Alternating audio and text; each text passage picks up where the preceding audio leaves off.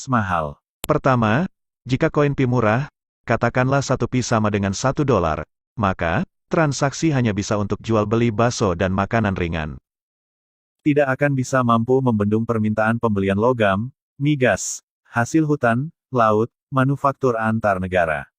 Jika koin 1 Pi sama dengan $1, maka membutuhkan triliunan koin yang di-mining, sementara koin di-mining oleh Pionir hanya 65 miliar saja.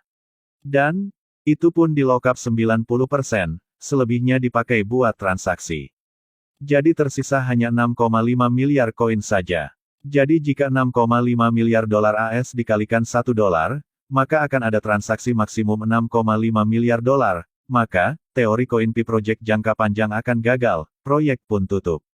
Ingat, visi Pi Network adalah, membangun orang biasa menjadi pengendali ekonomi dunia.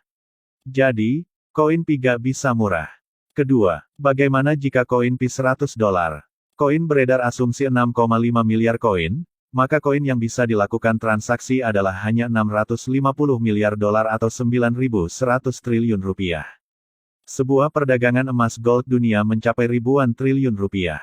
Jadi, khusus untuk mengcover emas dunia aja antar negara sudah tak mampu.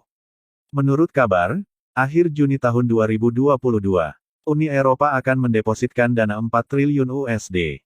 Jika 4 triliun USD dibagi 6,5 miliar koin, khusus perdagangan Uni Eropa, maka dana yang dibutuhkan per satu koin adalah $667 Amerika Serikat.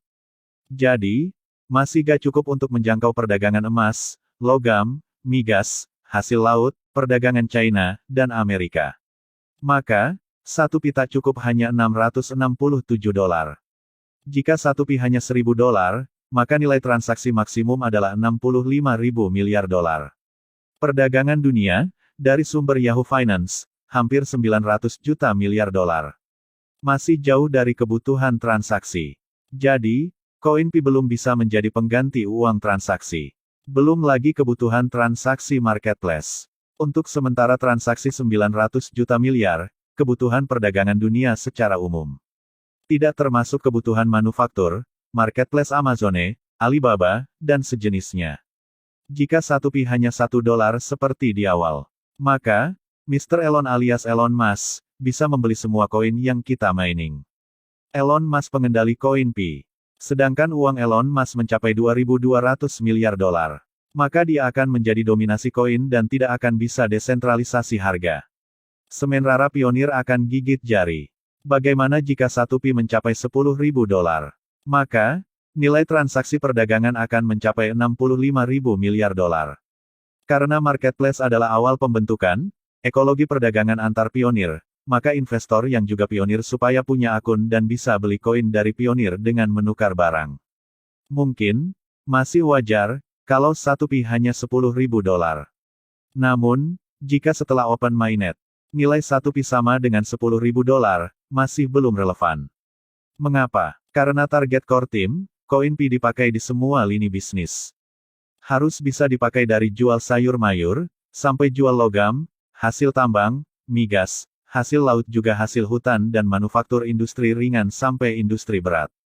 Maka, kemungkinan, harga koin Pi mencapai $100.000, sangat mudah. Ketimbang harga koin Pi hanya $1 atau $10. Artinya, 650 miliar koin Pi yang beredar, bisa mengcover 60% perdagangan dunia yang mencapai hampir 900 juta miliar dolar AS. Mengapa bisa terjadi? Karena di sini, semua pelaku ekonomi, baik dari industri baja, sampai industri rumah tangga luar ekosistem Pi Network akan membutuhkan koin Pi untuk menjadi alat bayar. Jika kurang koin Pi di market, core team masih punya 20 miliar koin yang akan digelontorkan ke market. Namun, angka $100.000, ini hanya akan terjadi, jika semua ekosistem berjalan dengan baik dan sudah sempurna dan semua pelaku ekonomi dari seluruh dunia mengetahui dan memakai sebagai alat tukar. Lantas, berapa nilai yang relevan dalam close mainnet? Menurutku, angka $1.000 sampai $5.000, masih bisa relevan, masih bisa diterima di pasar. Karena pelaku pasar di close mainnet adalah para pionir semua. Ada memang penambangan murni, ada memang investor sebagai penambang. Di mana investor tersebut menjadi pionir siap menampung koin dari penambang murni lainnya. Setelah ekologis berjalan dengan baik, para vendor besar di mana mereka investor juga pionir, yang menukar uang fiatnya ke barang dan menukar barang ke koin Pi. Dan pionir murni telah menerima barang yang mereka butuhkan. Disinilah pionir akan menjadi kaya raya. Namun, vendor besar atau investor yang juga pionir juga akan bertambah kaya. Semisal, pionir punya 1000 koin Pi. Mereka memakai 100 koin ditukar ke barang. Pionir murni hanya mendapatkan manfaat 100 koin Pi dikali harga koin yang berlaku. Misalnya $1000 per koin Pi. Maka, pionir sudah beruntung mendapatkan $100.000 atau sekitar 1,4 miliar. Beda dengan pelaku ekonomi yang punya uang fiat banyak.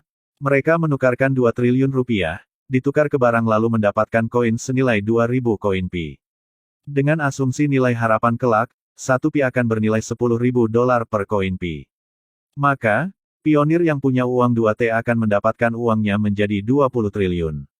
Jadi, tetap aja si pemilik uang fiat besar merasa beruntung dibanding yang hanya ngeklik siang malam hanya mendapatkan satu mobil Alphard senilai 1,4 miliar. Namun, dari sudut pandang keberuntungan, kedua-duanya sama-sama beruntung. Yang miskin jadi kaya, yang kaya tambah kaya raya. Jadi, kira-kira inilah gambaran singkat buat dipahami, bahwa koin Pi harus di atas $1000 saat close mainnet. Namun setelah open mainnet, harga akan naik secara perlahan atau cepat. Tergantung kondisi dunia membutuhkan koin Pi sebagai alat tukar. Demikianlah gambaran tentang harga koin Pi, kurang lebih, dari pemaparan saya. Saya hanya berbagi dari sudut pandang ekonomi dari disiplin ilmu yang saya miliki. Banyak kekurangan tentu karena ini bukan hasil analisis ilmiah. Ini hanya pemaparan, gambaran dan perspektif secara umum. Terima kasih. Salam bahagia, salam sukses pionir di seluruh penjuru dunia. Wassalamualaikum warahmatullahi wabarakatuh.